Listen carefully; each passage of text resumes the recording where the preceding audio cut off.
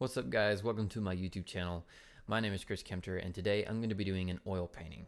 I haven't done a video in a long time, so welcome back. Hopefully I'll be doing some more in the near future.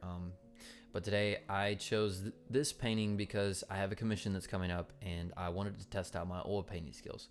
As if you follow me anywhere on any of my social medias, Chris Kempter on Instagram and Kempter Canvas on Instagram, and Facebook, you will see that I primarily use acrylics. But today I wanted to try out and brush up on my oil painting skills.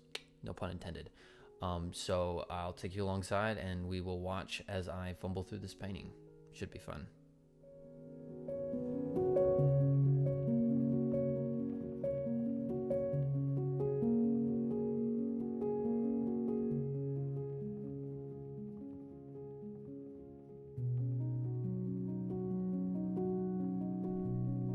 As you can see, the first color that I use in this painting is a completely pure titanium white.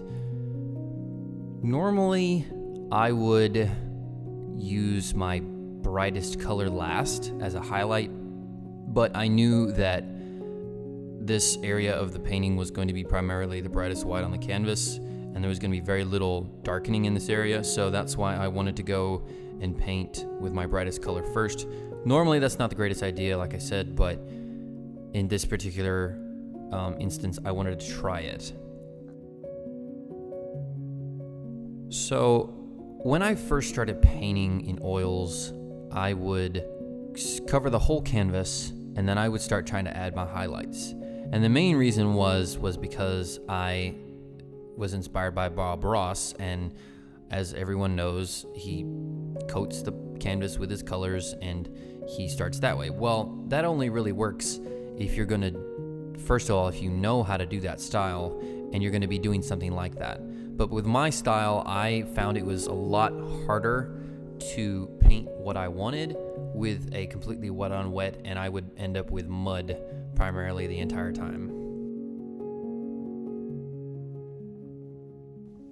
As you can see, right now I'm adding the black around my white, and I'm not touching any part of the actual designated area of the paint tube with my background color. And the reason is because I wanted to try to achieve a dry oil paint surface, because you can do wet on wet, but you have to be very careful with your blending and your colors.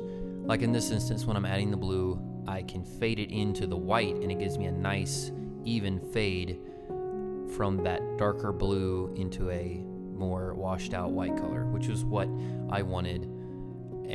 But in this area, when I'm doing the darker blue up top, I'm painting on a completely dry surface, so there's no blend going on in the background. And that's something that I've come to realize is an easier way to go when you're painting with oils. Now with acrylics, it's not really a big deal because you can paint something and then within 5 minutes you can paint something over the top of it.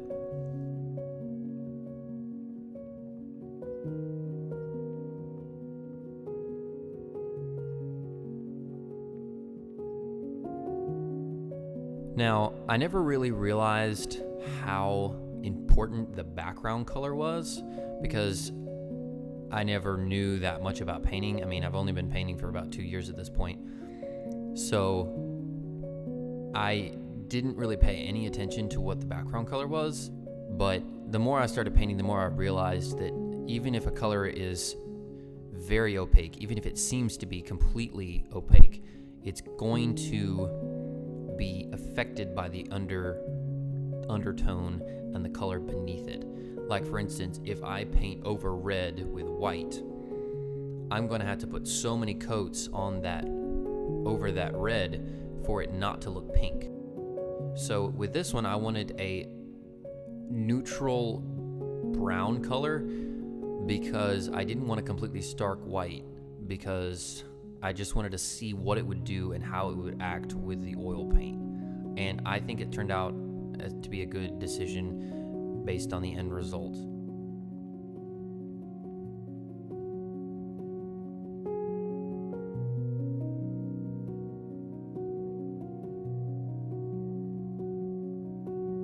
So you can see in this area, I'm painting around my white paint that I have, and most of the time when I'm painting, I'm only adding a little bit of black, because on the spectrum of colors, black is the strongest color, and when I mean strongest, it will darken anything way faster than it will get affected by the other colors. So if you put white in black, most of the time, you're gonna have to put a lot of white in black to get it to change color.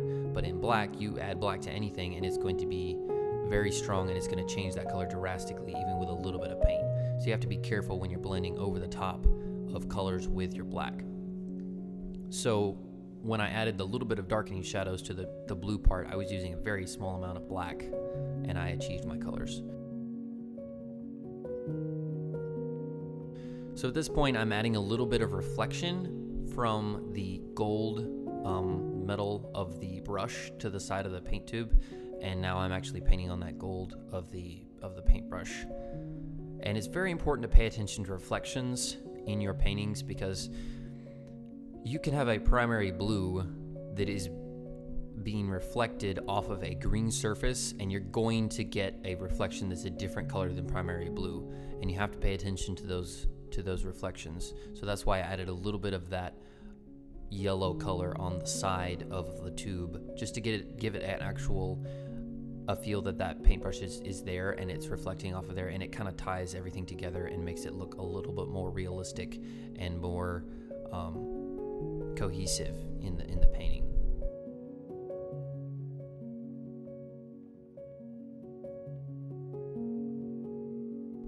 So another thing that's very important when you are doing paintings is to pay attention to your shadows.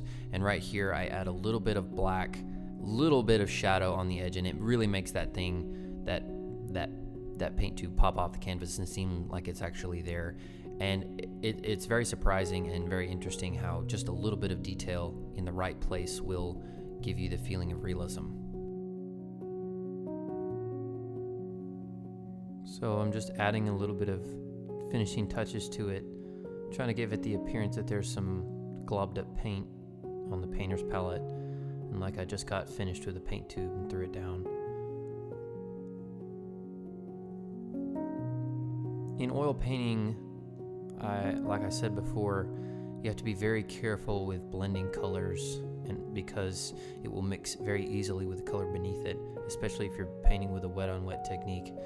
Like when I added the yellow to the highlight on the left side of the tube, just to give it that reflection feeling, it tried to turn very green on me, and that was something that I had to fight. And that's something that's very, very prominent in your oil painting is how easily things will blend, and that was one of the reasons why I had such trouble with it when I first started.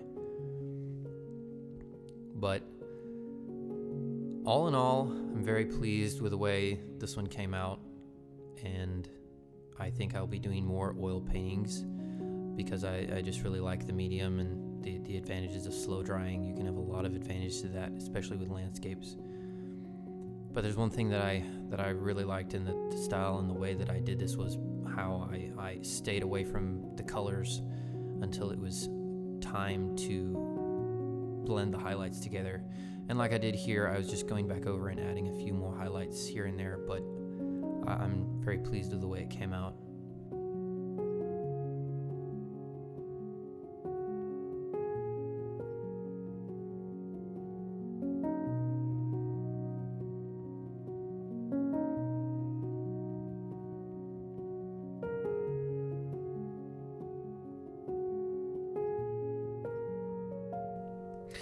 Thank you so much for watching.